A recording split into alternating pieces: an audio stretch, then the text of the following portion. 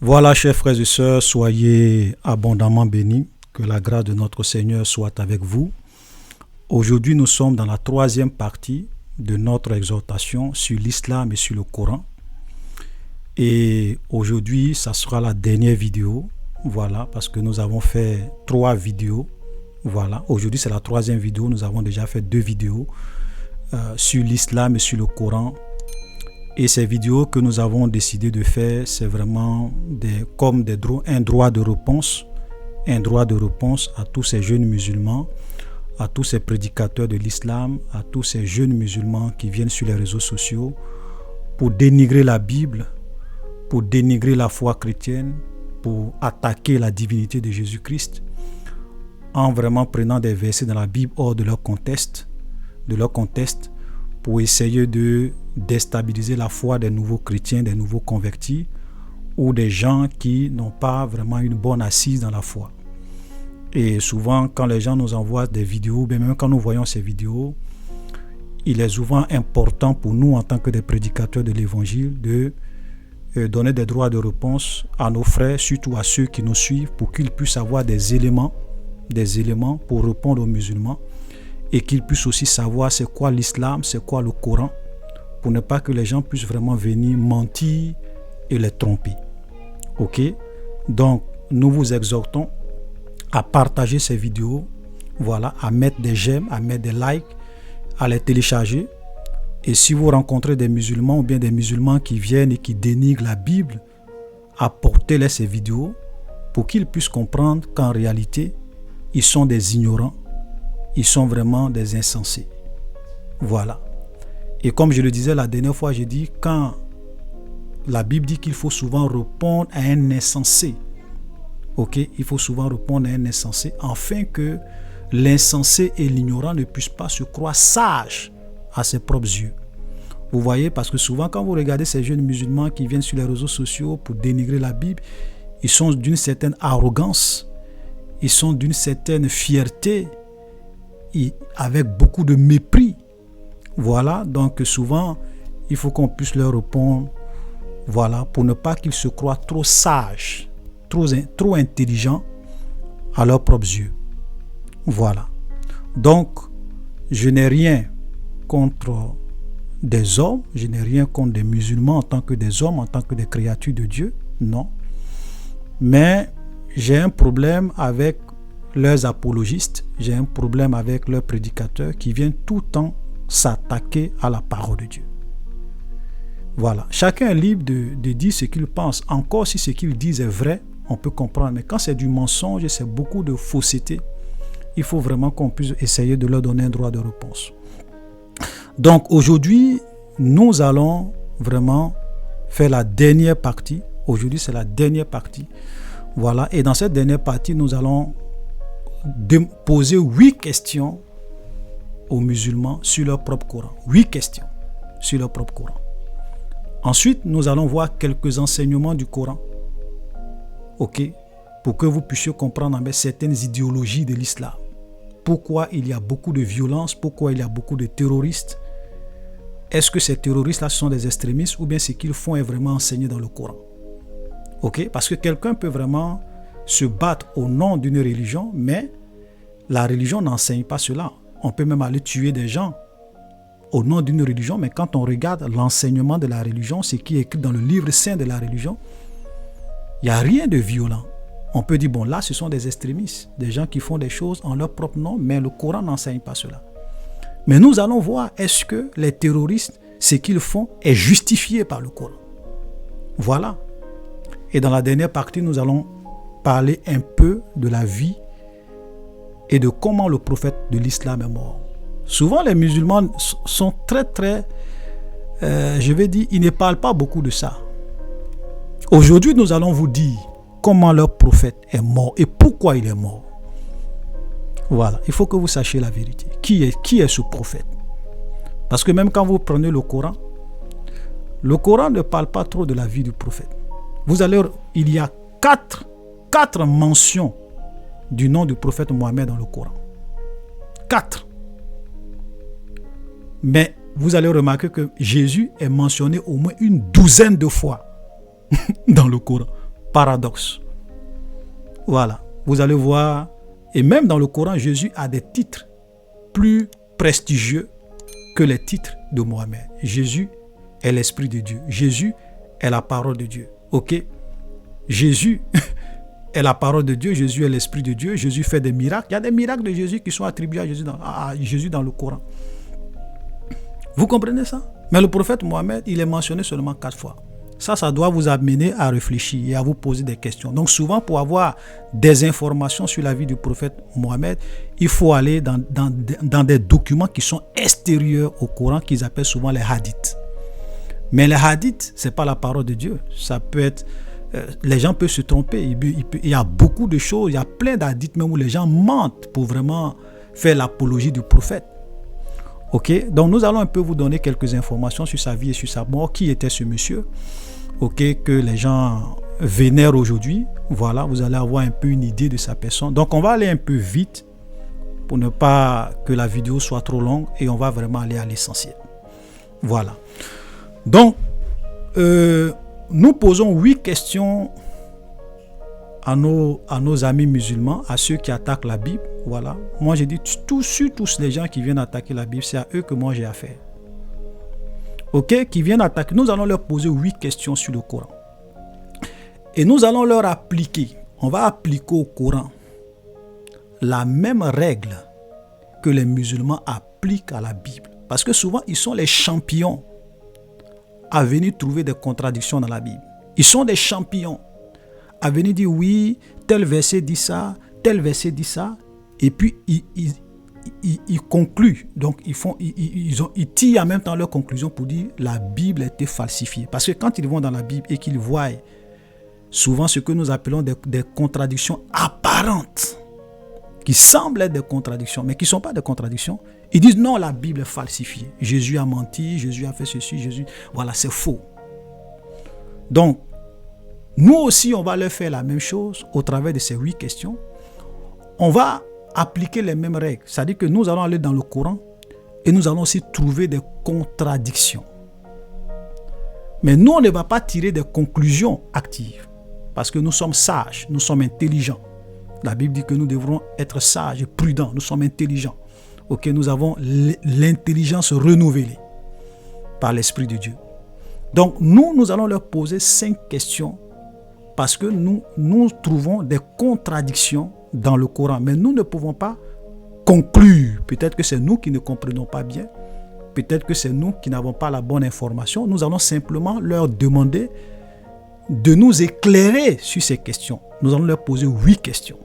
Simplement, ce sont des questions. On ne tire pas de conclusion. On leur pose simplement des questions pour qu'ils nous expliquent. La première question que nous voulons poser aux musulmans, c'est que en combien de temps Allah, le Dieu du Coran, parce que le Dieu du Coran n'est pas le Dieu de la Bible. C'est-à-dire que quand vous lisez la Bible et quand vous lisez le Coran, vous voyez 2 livres contrairement opposés. Parce que le Dieu de la Bible dit que Jésus a été crucifié, il est mort, il est ressuscité le 3e jour. Le Dieu du Coran dit que Jésus n'a pas été crucifié, c'est un faux semblant. Donc, ça ne peut pas être le même Dieu, parce que Dieu ne ment pas. Donc, soit ce que la Bible dit est vrai, soit ce que le Coran dit est vrai. Soit Jésus est le vrai prophète, est le Fils de Dieu, soit Jésus est la vérité, ou bien le prophète Mohammed est un menteur, ce qu'il a dit est faux. Il n'y a pas de... Tu ne peux pas être musulman et chrétien en même temps. Ce n'est pas possible. Parce que le Dieu du Coran, ce n'est pas le Dieu de la Bible. Donc Allah, ce n'est pas le Dieu de la Bible. Ça, je vous le dis clairement. Ok? Donc, la première question que nous posons aux musulmans, c'est que en combien de temps Allah, le créateur de la Bible, le créateur du Coran, a créé l'univers? Parce que lorsque nous lisons la sourate 7, le verset 54, ok, le Coran nous dit que Allah a créé l'univers en 6 jours. Mais lorsque nous lisons la sourate 41, le verset 9 à 12, nous voyons que Allah a créé l'univers en 8 jours.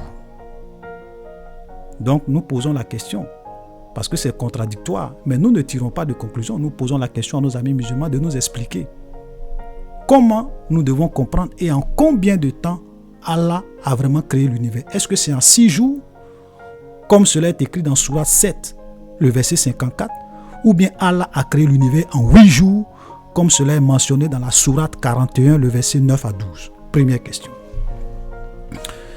La deuxième question que nous voulons poser à nos amis musulmans, c'est que entre la terre et le ciel, qu'est-ce que Allah a créé en premier lieu? Parce que selon sourate 2, le verset 29, Allah a créé la terre en première position. Ensuite, il a créé les cieux. Mais lorsque nous prenons la sourate 79, le verset 27 à 30, on voit que Allah a d'abord créé les cieux et puis ensuite, il a créé la terre. Donc, dans l'ordre de création, voilà que les musulmans nous expliquent qu'est-ce que Allah a créé en premier lieu. Deuxième question. Troisième question, nous demandons à nos amis musulmans le péché de l'association. Ce qu'ils appellent, en fait, c'est le péché de l'idolâtrie. C'est-à-dire que souvent, pour les musulmans, le péché impardonnable, c'est un péché qui est impardonnable. C'est-à-dire que si tu associes Dieu à un être humain ou bien à une chose ou bien à quelque chose, c'est le péché de l'association. C'est pour cela que très souvent, les musulmans nous accusent d'être des associateurs. Parce que nous considérons Jésus comme Dieu. Donc nous associons Dieu à un homme. Donc ça, c'est un péché impardonnable. Donc ce péché de l'association, ou bien nous demandons, est-ce que c'est un péché qui est impardonnable ou bien c'est un péché que Allah peut pardonner? Parce que lorsque nous lisons la sourate 4, le verset 48, le Coran nous dit que ce péché-là est impardonnable. C'est que Dieu ne pardonne pas le péché de l'association. Mais il peut pardonner les autres péchés. Ok? Il peut pardonner les autres péchés, mais le péché de l'association, Dieu ne pardonne jamais ça. C'est un péché impardonnable. Maintenant, moi-même, je ne sais pas pourquoi, si les musulmans croient que nous avons commis le péché impardonnable, pourquoi ils cherchent à nous convertir à l'islam. Parce qu'on est déjà perdu, puisque le péché de l'association ne peut pas être pardonné par Allah. Sourate 4, le verset 48.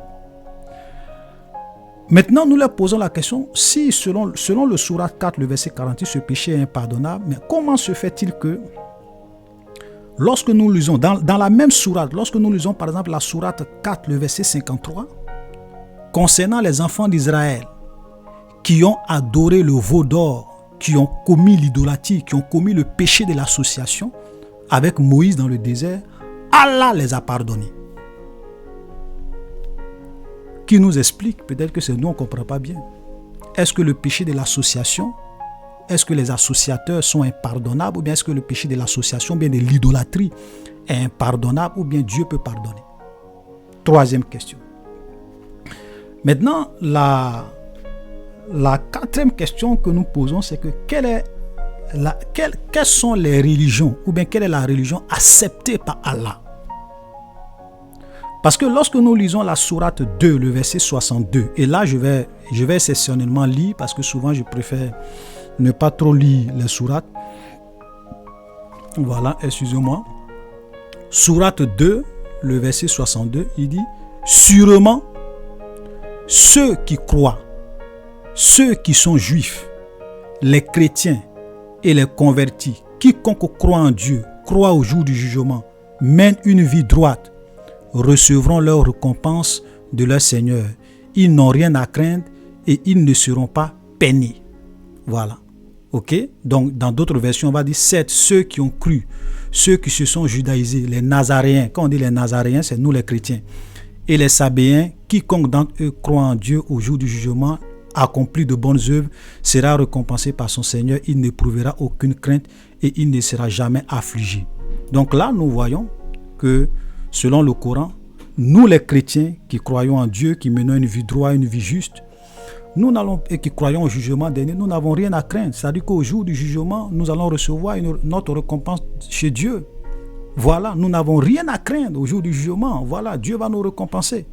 Ok? Donc ça veut dire que même les chrétiens, les juifs seront aussi sauvés, selon la sourate 2, le verset 62.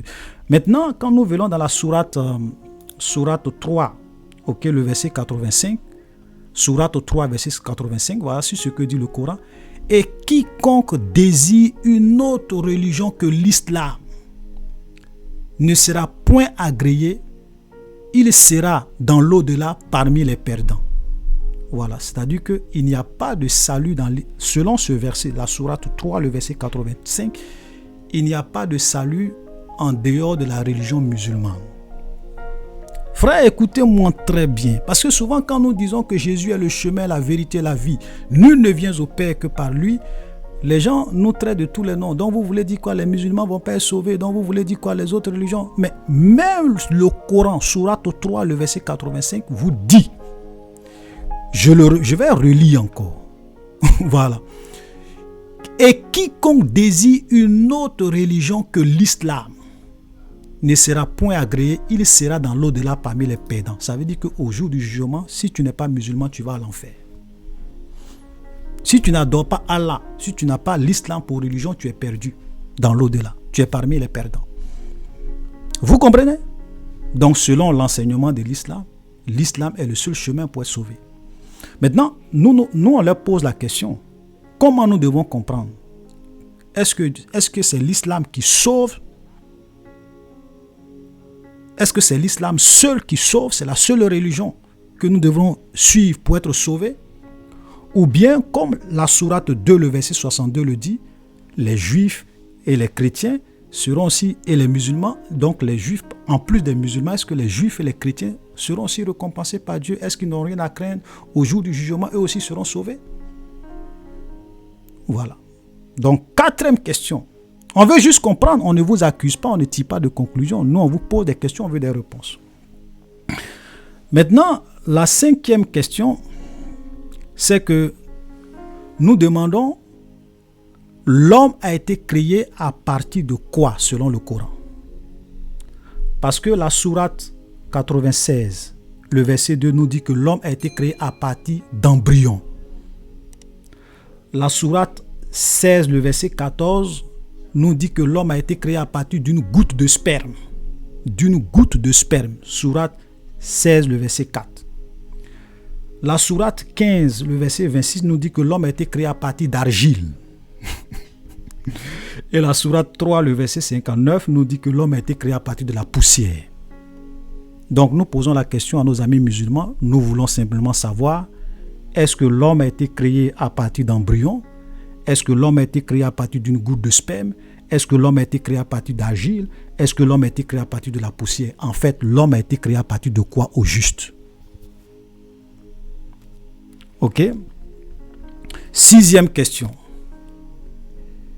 Qu'est-ce qui est arrivé à Pharaon lors de la sortie des enfants d'Israël de l'Égypte? Parce que selon la sourate 10, le verset 92, Pharaon a été épargné par Dieu. C'est-à-dire que quand il a attaqué les enfants de Dieu et qu'ils ont traversé la mer Rouge, Pharaon n'est pas mort. Dieu a fait grâce à Pharaon. Il a épargné la vie de Pharaon. Il a épargné le corps de Pharaon. Ok. Mais la sourate 17, le verset 103, nous fait clairement comprendre que Pharaon et son armée et ceux qui ont poursuivi les enfants d'Israël sont morts. Donc Pharaon est mort aussi avec eux. Il n'a pas été épargné. Donc, qu'est-ce qui est arrivé à Pharaon au juste selon le Coran? Est-ce que Pharaon a eu la vie sauve ou est-ce que Pharaon est réellement mort? Nous voulons savoir. L'avant-dernière question, c'est que nous demandons à nos amis musulmans, est-ce qu'il y a, selon l'islam, est-ce que nous avons droit à une liberté de religion? Ou bien nous devrons suivre seulement l'islam? Parce que quand nous lisons la sourate 2, le verset 52, que je vais lire, sourate 2, verset 52, sourate 2, verset 256 plutôt, sourate 2, verset 256 dit « Nulle contrainte en religion, car le bon chemin s'est distingué de l'égarement. » Donc là, nous voyons qu'il n'y a pas de contrainte en religion, chacun peut suivre sa religion. Sourate 109, le verset 6 nous dit « À vous votre religion et à moi ma religion. » Ok, donc voilà ce que votre prophète dit. À vous votre religion et à moi ma religion. Donc là, nous voyons que chacun peut avoir sa religion. Ok, maintenant, expliquez-nous, est-ce qu'il y a une liberté de religion en l'islam ou bien c'est pas possible? Parce que quand nous lisons aussi sourate 9, le verset 29, il est dit « Combattez ceux qui ne croient ni en Dieu Bon, quand on dit ni en Dieu, en fait, c'est combattre ceux qui ne croient ni en Allah, voilà, ni au jour du jugement, qui n'interdisent pas ce que Dieu et son messager ont interdit et qui ne professent pas la religion de la vérité. Ici, la religion de la vérité, c'est l'islam. Parmi ceux qui ont reçu le livre, jusqu'à ce qu'ils versent la capitation par leurs propres mains après s'être humiliés. Voilà. Donc ici, nous voyons, il est dit que les musulmans doivent combattre ceux qui ne croient pas en Allah, ni au jour du jugement, et qui n'interdisent pas ce que Dieu et son messager ont interdit. Et qui ne sont pas musulmans, qui ne confessent pas la religion de l'islam. Et parmi ceux qui ont le livre, quand on dit parmi ceux qui ont le livre, ça veut dire parmi les chrétiens. Parce que les gens du livre, ce sont les juifs et les chrétiens. Donc parmi les chrétiens, ils doivent nous combattre jusqu'à ce que nous puissions verser, nous puissions leur donner l'impôt après qu'ils nous aient humiliés. Vous comprenez? Donc on pose la question, est-ce que dans l'islam, il y a une liberté de religion? Voilà.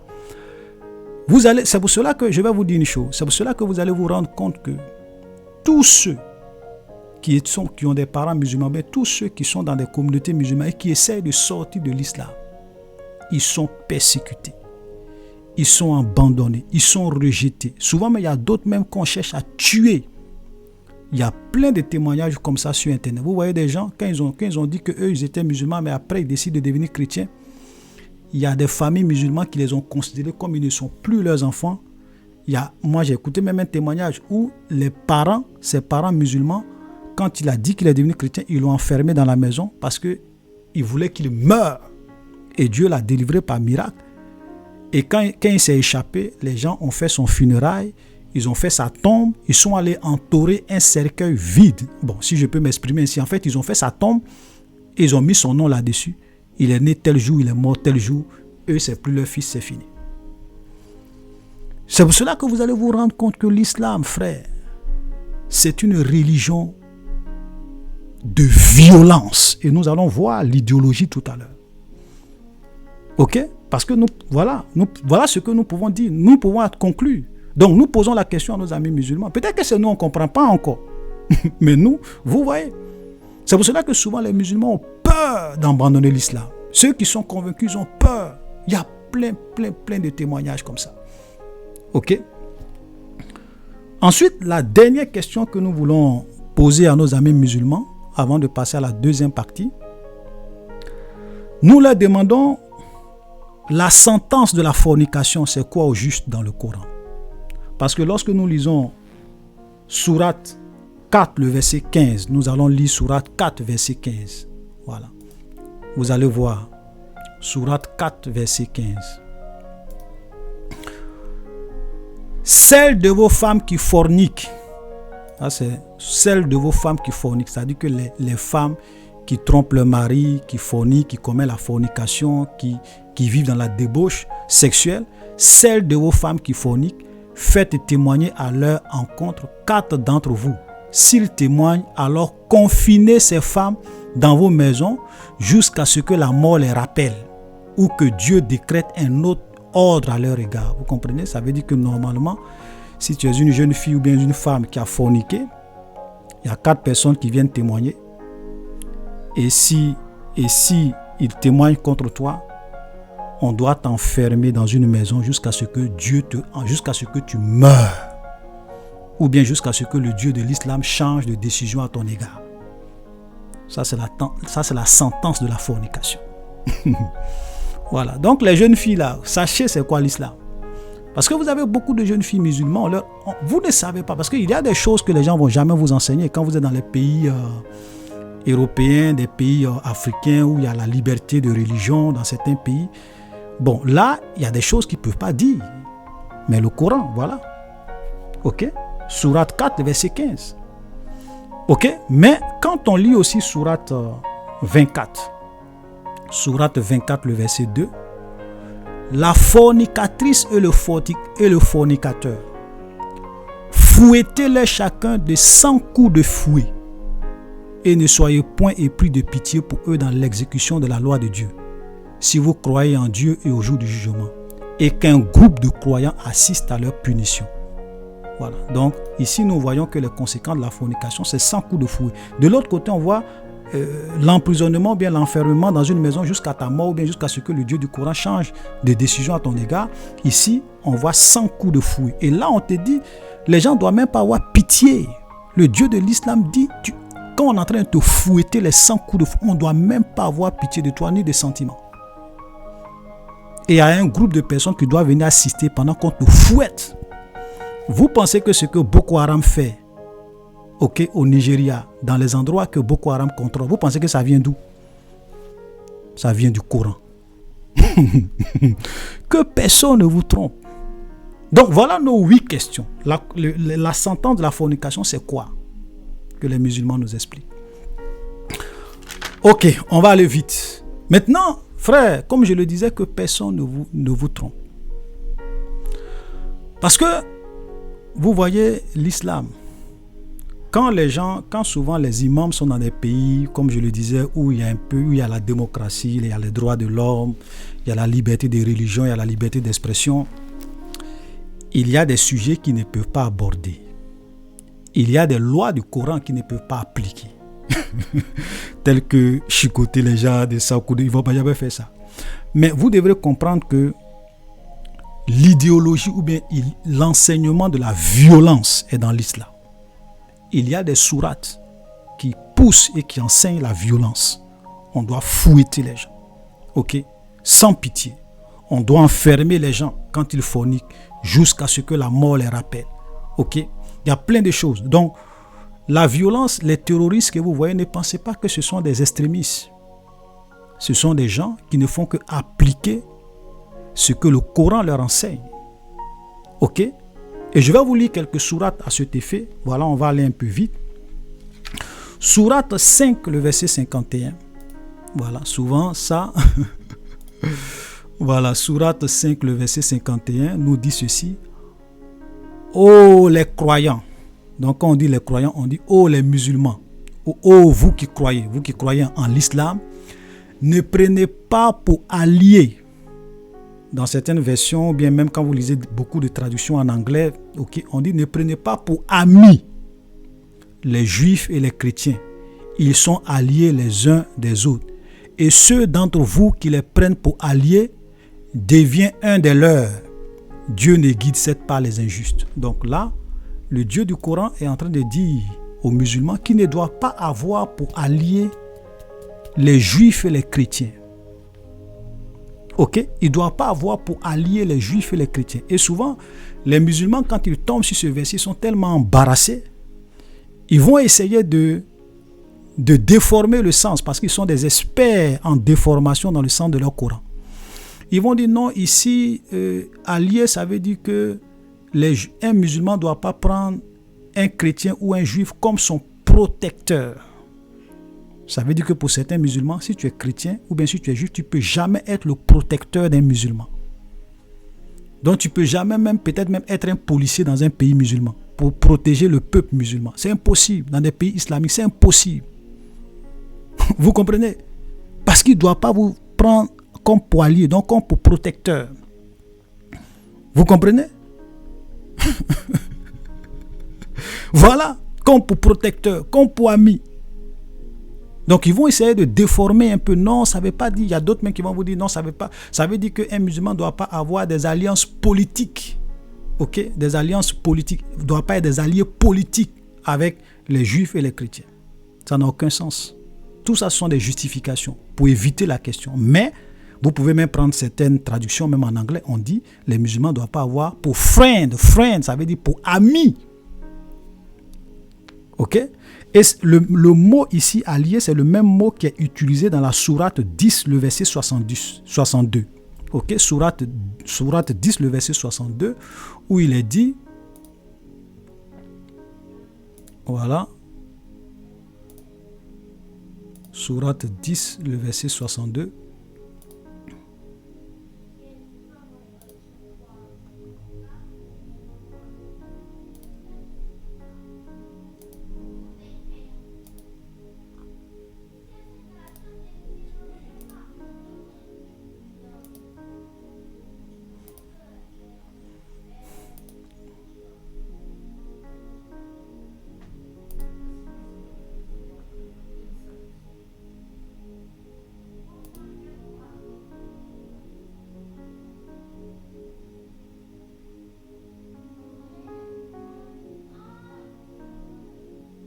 Voilà, donc c'est la même expression qui est utilisée dans Sourate 10, le verset. En vérité, les alliés de Dieu n'ont rien à craindre et ils ne seront pas peinés. Tu vois, donc c'est pour vous dire que le même allié ici, c'est le même allié qui est utilisé. Mais dans le sens où il est dit, c'est dans le sens de l'amitié. Voilà, de l'amitié. Parce que est-ce que nous, on peut être protecteur de Dieu? Voilà. Vous comprenez? Donc en réalité, voilà ce que le Coran enseigne. C'est pour cela que vous allez voir que certains musulmans qui veulent vraiment appliquer leur Coran. Parce qu'il y a des musulmans qui sont gentils. Moi, je ne suis pas en train de dire que tous les musulmans suivent forcément ce que le Coran enseigne. Vous avez des musulmans qui sont de bon cœur. Ils sont vraiment des gens bien. OK? Mais l'enseignement du Coran, OK? Voilà ce que le Coran leur dit. C'est pour cela que vous allez voir, il y a des musulmans qui n'aiment pas les chrétiens. Ils détestent les chrétiens. Même si vous allez dans les pays musulmans, vous allez voir que les chrétiens souffrent. Les chrétiens sont persécutés. D'autres même sont tués. Ok? Vous voyez Daesh? Mais regardez encore. Je n'en ai pas encore fini parce qu'il faut que vous compreniez un peu la pensée de l'islam. Regardez.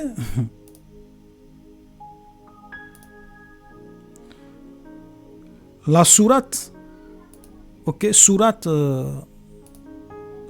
98, le verset 6 nous dit quoi? Les infidèles parmi les gens du livre, ainsi que les associateurs, iront au feu de l'enfer pour y demeurer éternellement. De toute la création, ce sont les pires. Ce sont les pires. Il y a d'autres traductions qui vont dire que ce sont les pires créatures.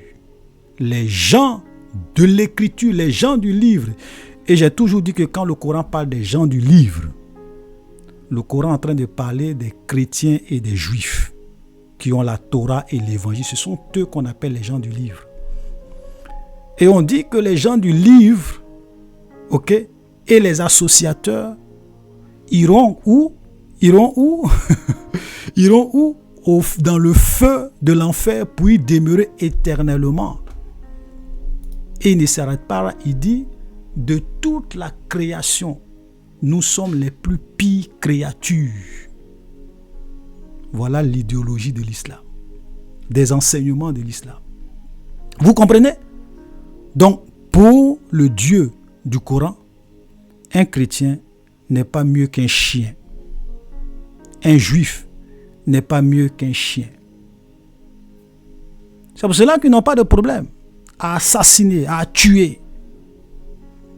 Voilà, parce que s'ils veulent suivre vraiment leur Coran, notre vie n'a pas de prix. Nos vies n'ont pas de prix à leurs yeux parce que nous sommes les plus pires des créatures d'Allah.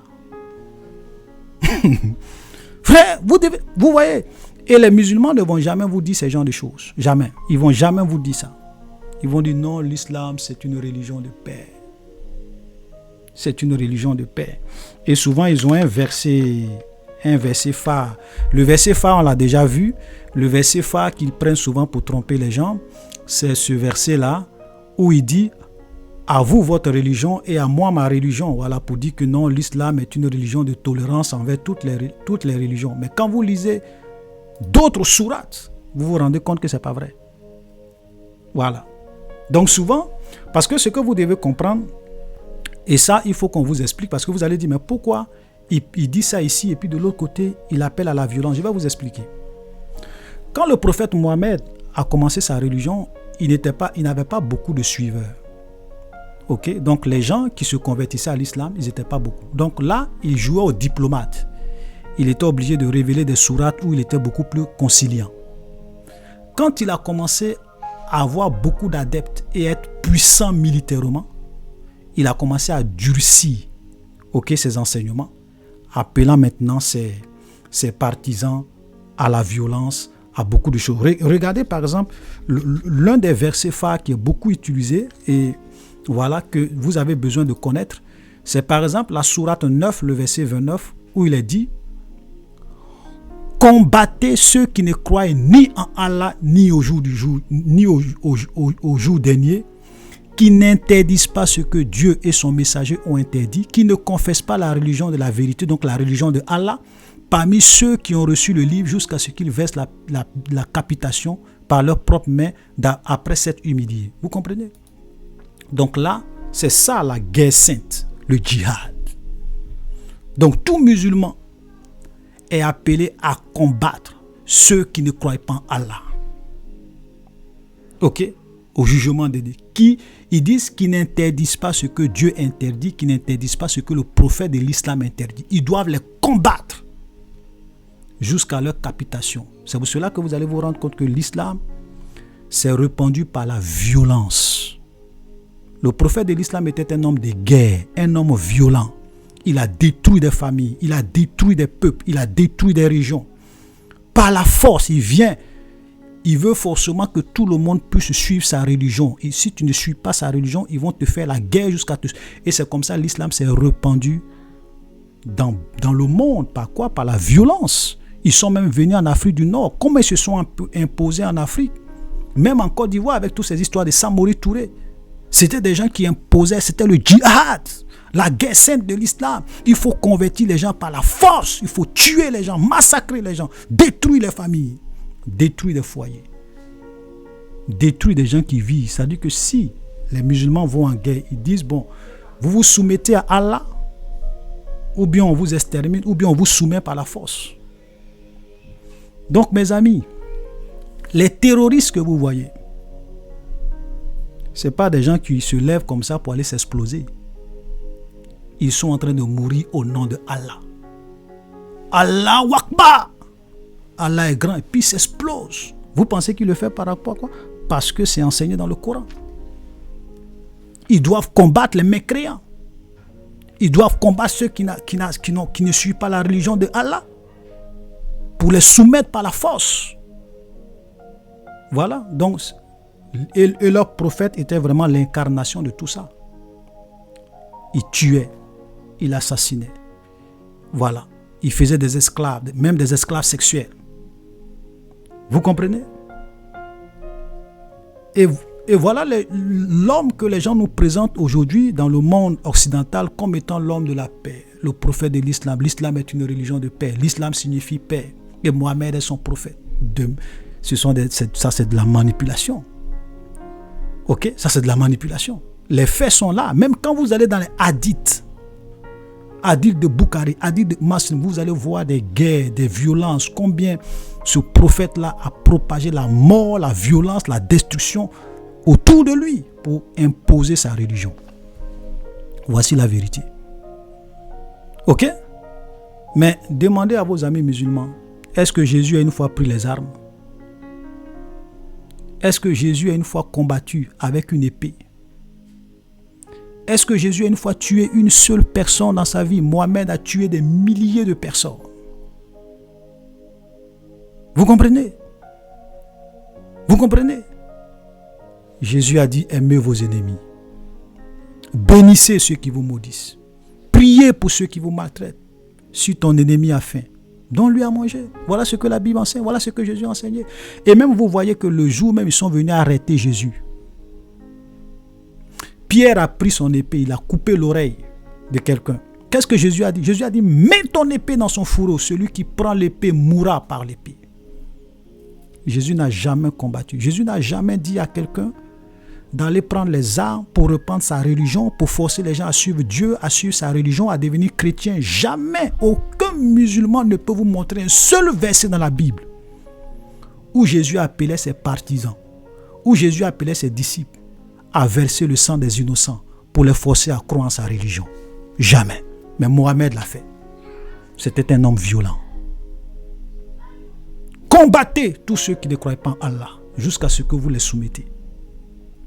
Vous comprenez? Donc, et pourquoi? Quelle est la récompense? Vous savez, quand ces gens-là meurent pour Allah, quand ils s'explosent, quand ils se tuent, même quand ils vont combattre pour Allah, ok? Parce que ce n'est pas de manière pacifique que l'islam s'est répandu. Les gens ne sont pas comme nous les chrétiens on fait, on s'en va évangéliser, on fait des trucs et nous suivons les enseignements. Parce qu'il y a une grande différence entre aller faire la guerre au nom de quelqu'un qui ne t'a pas envoyé. Parce que souvent les musulmans aiment dire, oui, mais il y a eu l'inquisition avec les catholiques. Mais est-ce que quand vous venez dans la Bible, Jésus a une fois dit de faire l'inquisition, bien de tuer les gens? Jamais. Mais lorsque nous venons dans le Coran, nous voyons que votre prophète enseigne que vous devrez vous combattre et tuer les gens. Et souvent, quand on leur dit ça, ils disent non, non, non, en fait, ce verset-là, le contexte dans lequel ça a été donné, c'est que nous devrons nous combattre, nous devrons nous défendre en légitime défense. Vous voyez, quand c'est eux, quand ils vont dans la Bible, ils ne parlent pas de contexte, ils disent oui, mais ce verset-là dit ça, ce verset-là dit ça. Donc, c'est Jésus a menti. Maintenant, quand c'est eux, quand vous prenez leur sourate, ils disent non, non, non, non, non, c'est une mauvaise traduction. Même quand vous allez dans les hadiths qui font référence à ce verset, ça a été toujours dans le contexte de la violence, de la guerre. Ce n'est pas dans le contexte de légitime défense. Il ne faudrait pas que les gens vous mentent. Les musulmans sont des experts à tronquer le sens de leur propre verset. Est-ce que quand on dit combattez les mécréants, combattez, où est légitime défense qui est dedans? Mais ils vont essayer de vous expliquer des choses pour vous embrouiller. Voilà, donc je disais que lorsque les gens meurent, on leur dit que vous allez aller au paradis avec 60, et où vous allez vraiment jouir du plaisir éternel avec 72 houris. Et les houris, voilà la liste des sourates qui parlent des houris. Les houris, c'est quoi? Une hourie, c'est qui? En réalité, ce sont des êtres, des femmes d'une beauté inimaginable. Elles sont belles. Elles sont vraiment attirantes. Elles ont des seins fermes. Et il y a des sourates, quand vous allez lire tous ces sourates, il y a des sourates même qui vous disent qu'elles sont vierges. Aucun homme ne les a touchées. Aucun homme ne les a déflorées. Je ne sais pas si le mot est juste. Mais je le dis ça parce que c'est ce que certaines traductions vous disent. Hein. Donc, on ne les a jamais déviergées. Elles sont vierges. Et donc, celui qui meurt pour Allah, c'est sa récompense dans le paradis où il va jouir du plaisir sexuel pour l'éternité. Elles ne vieillissent pas, elles n'ont rien. Frère, voilà ce qui fait souvent courir ces jeunes-là. C'est parce qu'ils se disent que quand ils meurent pour Allah, pour leur religion, ils s'en vont dans la félicité où ils vont rencontrer leurs 72 houris. 72 femmes d'une beauté extraordinaire. Ils vont jouir du plaisir sexuel. Mourir pour Allah, c'est magnifique. Allahu Akbar. Voilà, donc quand ils vont, vous voyez, quand ils vont s'exploser, voilà ce qui est dans les têtes. Nous allons mourir pour Allah et nous allons dans la félicité pour aller rencontrer nos 72 vierges. Ce n'est pas des extrémistes. Ils savent ce qu'ils font parce que c'est ce que le Coran leur enseigne. Voilà la liste des sourates qui parlent des houris. Allez-y lire si vous pensez que je suis en train de mentir. Demandons aux musulmans, ils vont vous dire si je mens. Donc voilà. Et c'est comme ça, le prophète Mohammed, quand il a commencé, je n'ai pas le temps parce qu'on ne peut pas rentrer dans toute l'histoire, parce que quand il a commencé à reprendre sa religion, personne ne l'écoutait. Il avait très peu de fidèles. Quand il a commencé à changer son enseignement pour dire que si vous vous convertissez à Allah, vous allez avoir des houris, vous allez vraiment aller au paradis, voilà, si vous vous joignez à moi, voilà les promesses que Dieu vous donne, voilà. Et les gens maintenant, voilà, on peut aller en guerre, on va soumettre les gens. Vous allez vraiment être extrêmement riche avec les butins de guerre. C'est comme ça que beaucoup de personnes ont commencé à prêter attention à son message et à le suivre. La violence fait partie de l'enseignement de l'islam. Que personne ne vous trompe. Moi, voilà les sourates. Voilà les sourates. Vous pouvez aller lire tous ces sourates que nous avons vus. Vous pouvez aller les lire. Donc le prophète Mohammed, on va parler rapidement de sa vie et de sa mort. C'était quelqu'un... Vraiment, du point de sa vie sexuelle, je vous assure que c'était une catastrophe. Dans le hadith de Muslim, qu'est-ce qu'il a dit? Aïcha, qui est l'une de ses femmes, qu'est-ce qu'elle dit? Le prophète m'a marié à 6 ans. Il a eu des rapports sexuels avec moi quand j'avais 9 ans. Déjà, ça vous donne une idée de la mentalité du monsieur. Il avait au moins combien? 11 femmes. Après la mort de sa première femme qu'on appelle Khadija, qui avait, je crois, environ plus de 40 ans, de plus que lui. Voilà. Et après la mort de cette femme, il a eu plein de femmes. 11 femmes, sans oublier ses esclaves sexuels. Parce que dans beaucoup de hadiths, il y avait ce qu'ils pratiquaient qu'on appelle les esclaves sexuels. C'est-à-dire que quand ils vont en guerre, ils pouvaient marier les belles filles qui sont là. Et puis, les prendre comme, pas qu'ils vont les marier, pas qu'ils les marient, parce que dans la Bible, souvent, même dans l'Ancien Testament, les Juifs qui voulaient faire ça, ils devraient marier ces femmes-là. Et leur donner même le temps de pleurer leurs parents et puis les marier comme des femmes normales. Mais ça encore, c'était dans l'Ancien Testament. Nous, on n'est plus au temps de l'Ancien Testament. OK? Parce que souvent, ils font ce genre de comparaison. Mais eux, ce n'était pas des femmes qu'ils mariaient, parce qu'ils avaient leurs femmes qu'ils mariaient, mais c'était des filles qui étaient des esclaves sexuels. C'est-à-dire qu'ils pouvaient sortir avec ces femmes-là, et puis après, comme des prostituées en fait, si je peux résumer simplement. Voilà le prophète de l'islam, ce qu'il faisait et ce que ses partisans faisaient. Vous comprenez? Voilà 11 femmes. Et dans certains hadiths, voilà un monsieur qui avait des privilèges, ok, au-delà des autres musulmans. C'est-à-dire que lui pouvait avoir 11 femmes, mais les autres devraient avoir 4 femmes seulement. Vous voyez comment le Dieu de l'islam, c'est un Dieu qui fait du 2 poids 2 mesures. Il y a des privilèges spéciaux pour son prophète que les autres n'ont pas. Il y en a plein. Je n'ai pas le temps de lister tout ça ici. Voilà, au moins 5 privilèges qu'il avait que les autres n'avaient pas. Mais je vais vous raconter une histoire et c'est par là, avant qu'on ne termine par sa mort. Mohamed, écoutez-moi très bien sur ce point pour que vous puissiez avoir une idée du monsieur. Il a marié la femme de l'un de ses fils adoptifs. Imaginez, voilà, c'est-à-dire qu'on a l'impression que c'était quelqu'un qui était un obsédé sexuel. Il a marié l'une des femmes de son fils adoptif. Et nous allons lire un verset dans le Coran à cet effet et je vais vous expliquer le contexte dans lequel, le contexte dans lequel le prophète Mohammed a écrit ce verset ou bien a donné ce verset comme étant la révélation d'Allah. Parce que c'était un monsieur, quand il se trouvait dans des situations inconfortables, il inventait des enseignements, il inventait des sourates, il inventait des versets qui disaient que non, c'est ce que Allah lui a révélé pour se sortir d'affaire. Et l'un des exemples que je vais vous montrer, c'est le verset,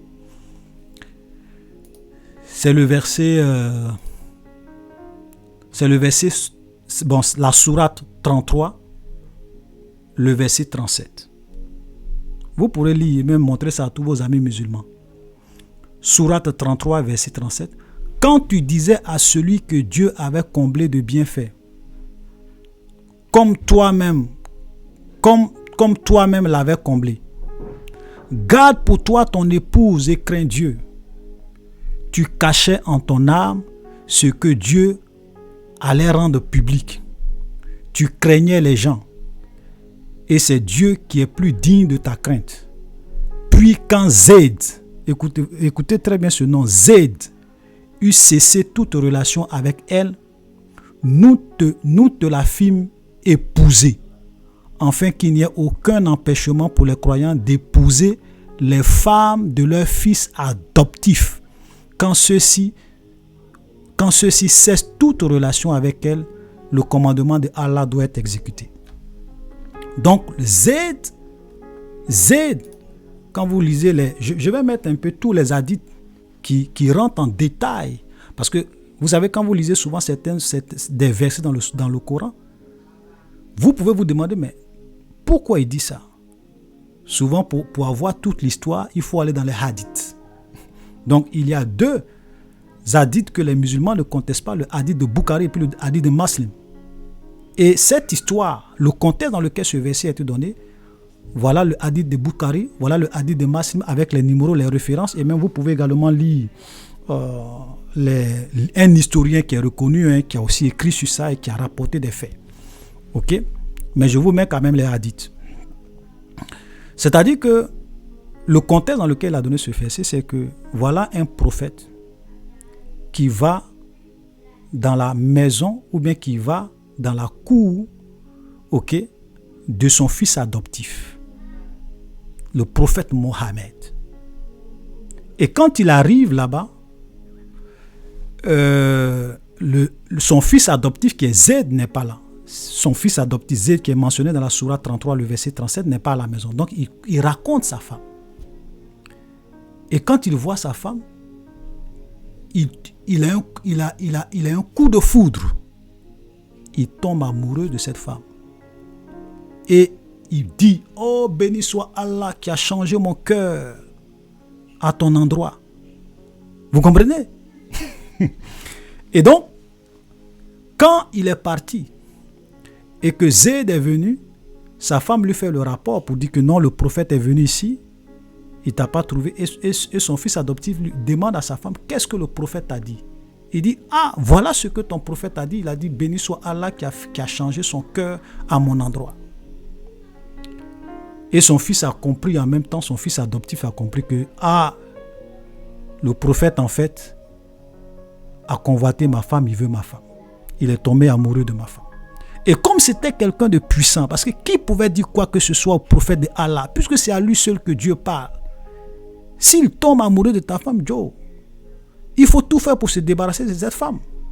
Sinon, tu risques de te retrouver dans les problèmes.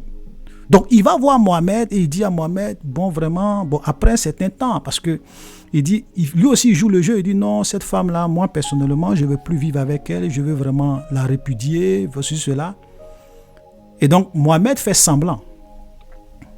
Reprenons la sourate. Il dit, quand tu disais à celui que Dieu avait comblé de bien, tout comme toi-même l'avais comblé, c'est-à-dire qu'il parle des Zayn. Garde pour toi ton épouse et crains Dieu. Tu cachais en ton âme ce que Dieu allait rendre public. C'est-à-dire que, parce que quand Zayn allait le voir, il lui a dit non, il faut garder ta femme pour toi-même. En fait, il joue le jeu parce qu'il a compris que le jeune homme voulait se séparer de sa femme parce qu'elle lui avait rapporté un certain nombre de choses. Donc il dit non, il faut garder ta femme pour toi-même, c'est pas grave. Et ici, cette sourate-là montre en réalité que lorsqu'il disait ça, c'était quelque chose, c'était pas ce qu'il pensait, puisqu'il cachait vraiment l'intention de son cœur. Et il dit que Allah allait rendre ça public. Et que Mohamed a dit ça parce qu'il craignait les gens au lieu de craindre Dieu qui est digne de crainte.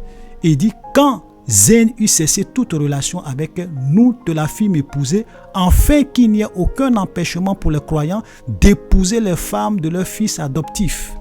Vous comprenez? Et donc, quand il a épousé cette femme, les gens étaient choqués pour dire, mais comment un prophète de Dieu peut-il marier la femme de son fils spirituel, même si de son fils adoptif, même s'il a divorcé avec cette femme? Et le gars a divorcé parce qu'il savait que Mohamed aimait sa femme.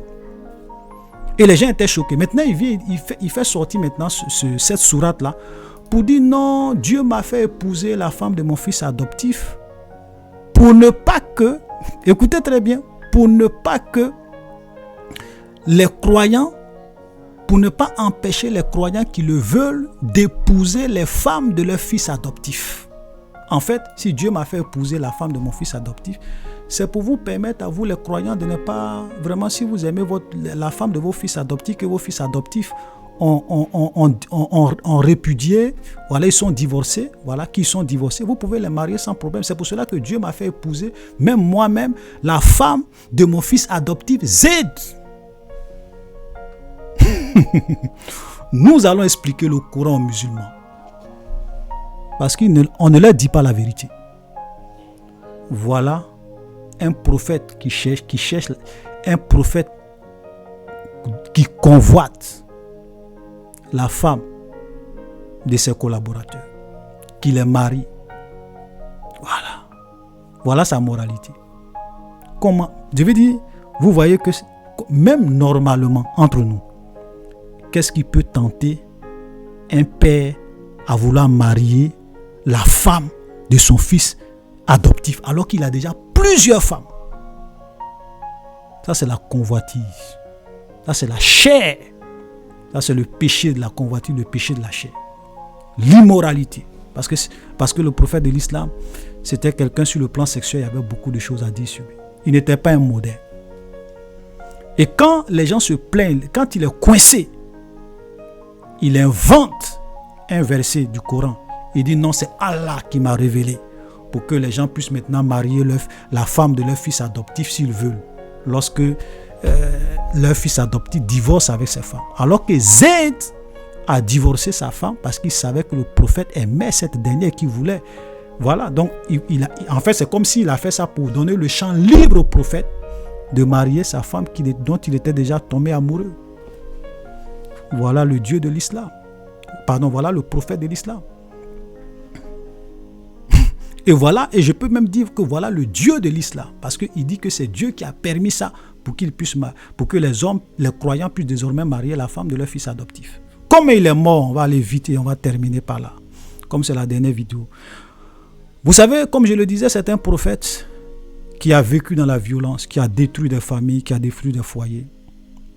Et ce qui va se passer, c'est quoi? C'est que il va être empoisonné. Le prophète Mohammed, le prophète de l'islam, est mort par poison. Ok? Et ça, je vais même encore vous donner, je vais même vous afficher les hadiths. Les hadiths vraiment les plus fiables que les musulmans considèrent. Vous avez le hadith de Bukhari. Ok? Vous avez le hadith de Muslim. Je vais mettre les références, je vais mettre les noms, je vais mettre également. Ok? Donc, Mohammed a été empoisonné par une femme juive. Ok? Et je vais vous lire certaines informations sur ça pour que vous puissiez quand même comprendre.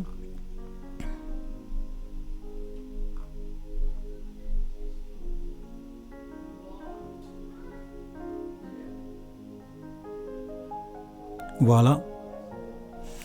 Quand, par exemple, dans le hadith de Bukhari, ok, je mets la référence, je ne vais pas mettre tout, je vais juste mettre la référence pour que vous puissiez, mais je vais lire quand même. Une juive offrit un mouton empoisonné au prophète, et celui-ci consomma de sa chair. On conduisit cette juive devant le prophète et on lui demanda s'il fallait la mettre à mort. Non, répète le prophète. Anas ajouta: j'ai depuis toujours détecté ce poison, cet empoisonnement sur la luette de l'envoyé de Dieu. Voilà. Donc voilà une femme juive qui va préparer un bon plat avec un mouton et il va venir donner au prophète, et cette nourriture était empoisonnée. Et le prophète Mohammed, qui dit que Dieu lui a révélé le Coran, il n'a même pas su que cette nourriture était empoisonnée. Et il a mangé. Et c'est ce poison-là qui va le tuer. Même chose, vous pouvez également lire aussi un autre hadith, ok, où il est dit, hadith de Muslim, une juive vint vers le messager d'Allah avec un mouton empoisonné et il prit de ce qui lui avait été apporté. Quand les effets de ce poison se firent ressentir, il l'appela et lui dit: de quoi il s'agit? Elle lui dit: j'ai décidé de te tuer. Alors il lui répondit: Allah ne te donnera jamais le pouvoir de le faire. Tu vois, ça c'est le Muslim qui rapporte ça. Pour dire que quand les effets du poison ont commencé vraiment à agir dans le corps de Mohammed, du prophète Mohammed, il a appelé cette femme et il lui a demandé: mais pourquoi tu as fait ce que tu as fait? Et elle lui a dit: j'ai décidé de te tuer. Ok, et il dit: non, tu ne pourras pas me tuer. Dieu ne va pas permettre ça. Et c'est ce poison-là qui va tuer le prophète Mohammed. Vous pouvez lire beaucoup de hadiths là-dessus. Hein. Ce que je dis là, je ne suis pas en train d'inventer des choses. C'est comme ça le prophète Mohammed est mort. De poison. C'est le poison de cette femme-là qui l'a tué en fin de compte. Ok? Et regardez, on va voir pourquoi cette femme a empoisonné le prophète Mohammed. Il dit, ça c'est Ibsat, page, bon, souvent j'ai du mal à prononcer le nom, la page 252. Il dit: l'apôtre d'Allah fit finir Zénad bin Arhib. Ok, ça donc c'est le nom de la femme juive qui l'a empoisonné. Et lui dit: qu'est-ce qui t'a conduit à faire ce que tu as fait? Elle répondit: tu as fait à mon peuple ce que tu as fait. Tu as tué mon père, mon oncle et mon mari. Alors je me suis dit: si tu es un prophète, le morceau de viande va t'informer. Et d'autres ont dit: si tu es un roi, nous nous débarrasserons de toi. Vous comprenez? Donc cette femme, le prophète Mohammed a tué son père, a tué son oncle, a tué quoi? A tué son mari. Et elle a gardé ça. Parce que, comme je le disais, quand ils vont faire les guerres, ils tuent les gens et puis ils forcent les gens. C'est-à-dire que les femmes sont forcées à devenir musulmanes. Donc cette femme juive a vu son mari, a vu son oncle, a vu son père tué par le prophète Mohammed dans leur guerre. Et elle a eu ça gros sur le dent. Elle a eu ça gros dans le cœur, pardon. Et elle a décidé de se venger. Donc, elle s'est jouée vraiment les femmes converties à l'islam, tout ça. Et elle a envoyé un mouton empoisonné. Et elle va dire, je t'ai empoisonné par rapport à ce que tu as fait à ma famille. Et elle a dit, j'ai décidé, et si tu es vraiment un prophète, le morceau de viande va te parler pour te dire que je suis empoisonné. Mais le morceau de viande n'a pas pu te dire que je suis empoisonné, tu as mangé, tu vas mourir. C'est moi qui ai fait cela. Vous comprenez? Voilà comment leur prophète est mort. Ok? Et je vous donne une dernière pensée. Ok? Ça c'est Aïcha, l'une des femmes du prophète Mohammed qui dit, et je mets la référence, ok, du hadith. Ok? Aïcha dit, je n'ai jamais vu quelqu'un souffrir plus de douleur que le messager d'Allah. Vous comprenez? Il y a beaucoup d'hadiths, mais je m'arrête là. Il est mort dans la douleur par poison. Le prophète de l'islam. À cause de quoi? Du djihad, la guerre sainte, où il massacrait, il tuait les familles, détruisait des vies. Cette femme juive a décidé de venger son père, son oncle et son mari. Voilà comme il est mort. Donc, chers frères et sœurs, nous allons nous arrêter là. Comme je le dis, je vous prie de partager cette vidéo-là à vos amis musulmans. Qu'ils viennent prouver que ce que j'ai dit est faux. Qu'ils aillent demander à leur docteur islamique, à leur cheikh, tous les hadiths que j'ai mentionnés là, qu'ils viennent me dire que je les ai inventés. Voilà comment leur prophète était, voilà comment il est mort. Voilà. Souvent, ils vont chercher à vous blaguer, à mentir. Dites-leur, est-ce que ces hadiths-là, c'est vrai ou si c'est faux? Voilà, donc soyez bénis, chers frères et sœurs. Donc ainsi prend fin la 3e vidéo concernant notre droit de réponse aux musulmans qui viennent attaquer la Bible, qui viennent attaquer Jésus et qui veulent présenter leur religion comme la religion la plus parfaite, leur Coran comme étant le plus beau livre du monde, leur prophète comme étant l'homme le plus parfait de la terre. Pourtant, c'est un assassin, un criminel, un meurtrier, un détruiseur de vie et de peuple. Par le djihad, la guerre sainte. Combattez les mécréants, ceux qui ne croient pas en Allah. Voilà les enseignements de l'islam. Et la sourate 9, écoutez-moi très bien, la sourate 9 où on parle de la guerre sainte, c'était la dernière sourate du prophète avant qu'il ne meure. Donc un peu comme si c'était ses dernières volontés pour imposer l'islam comme étant la religion du monde. Allez-y, demandez à vos amis musulmans si je suis en train d'inventer ce que je dis. Vous voyez comment c'est malheureux. Et vous allez vous rendre compte qu'à chaque fois que quelqu'un me fait une petite caricature de leur prophète, c'est la guerre qui est déclarée. Regardez ce qui s'est passé avec Charlie Hebdo. Charlie Hebdo, c'est vrai, même les Charlie Hebdo, souvent même, ils font des caricatures de Jésus. Hein. Mais est-ce que vous avez vu une fois un chrétien aller mettre une bombe sur eux pour aller les tuer? Non. Moi, je ne les supporte pas. Moi, je ne veux pas qu'on se moque de Dieu. Qu'on se moque de Jésus, ce n'est pas une bonne chose. Voilà. Mais ce n'est pas nous qui allons aller défendre notre Dieu en allant nous apprendre à des gens innocents physiquement. Ok? Parce que Dieu est tellement fort. Est-ce que, souvent on se demande, qu'est-ce que l'islam enseigne? Parce que, est-ce que les amis, est-ce que, je demande aux musulmans, est-ce que votre Dieu, Allah, est tellement impuissant, n'est pas capable de se défendre lui-même, n'est pas capable de régler ses problèmes avec les hommes? Est-ce qu'il il est tellement impuissant que vous, des êtres humains, vous êtes obligés d'aller défendre votre Dieu en tuant des innocents? Parce que souvent, quand ces gens les mettent des bombes sur eux pour aller se faire exploser, souvent ce sont des innocents qui meurent. Les Américains qui vous bombardent, peut-être les Français ou bien les gens qui vous bombardent, ça a quoi à voir avec des innocents américains? Ok, le 11 septembre, ça a quoi à voir? Vous allez vous tuer, vous allez dans des endroits où le monsieur est là, il est en train de manger. Il n'a rien à voir même avec la politique de leurs dirigeants. Pourquoi vous n'allez pas vous exploser même chez Emmanuel, comme on appelle dans les palais présidentiels? Ben, c'est eux. Voilà, puisque souvent vous dites que non, on est martyrisé. Nous, notre Jésus, nous a dit aimez vos ennemis. Bénissez ceux qui vous maudissent. Priez pour ceux qui vous maltraitent. Voilà, notre royaume n'est pas de ce monde. Et même quand il était sur la croix en train de mourir, notre Jésus, il a regardé les gens qui lui faisaient mourir. Il a dit, Seigneur, pardonne-leur, car ils ne savent pas ce qu'ils font. Voilà le Jésus que nous suivons. L'homme de paix, l'homme d'humilité, qui ne force personne, qui n'a jamais dit à ses partisans, allez combattre les gens qui ne croient pas en moi jusqu'à ce que vous les soumettez. Jamais. Moi, je vais laisser chez Jésus pour aller suivre le Dieu du Coran? Jamais. Moi, je vais laisser Jésus pour aller suivre le Dieu de la violence? Jamais. Voilà. Donc, chers frères et sœurs, soyez bénis. Si vous avez aimé la vidéo, mettez des likes, partagez. C'est la dernière vidéo dont j'ai pris un peu plus d'une heure pour vous expliquer des choses, parce que c'est la dernière vidéo.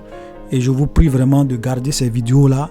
Et à chaque fois que des gens vont venir vous distraire pour vous dire que Jésus n'est pas Dieu, pour attaquer la religion chrétienne, donnez-les ces vidéos pour qu'ils le regardent comme étant des droits de réponse. Sola Scriptura. Soyez bénis et à la prochaine.